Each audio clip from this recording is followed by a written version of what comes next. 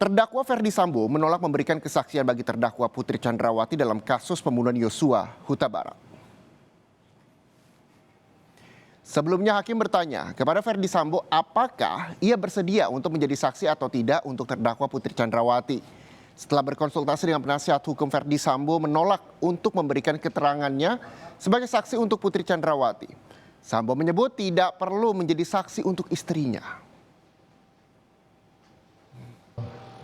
Saya tidak perlu menjadi saksi untuk istri. Oke, jadi memang juga di dalam KUHP diatur bahwa saudara mempunyai hak untuk mengundurkan diri, tetapi di persidangan ini kami harus pertanyakan sikap saudara, begitu ya? Demikian. Baik. Penolakan juga disampaikan oleh Putri Chandrawati, di mana Putri juga menyebut dia menolak untuk memberikan keterangan sebagai saksi bagi terdakwa Ferdy Sambo dalam kasus pembunuhan Yosua Huta Barat.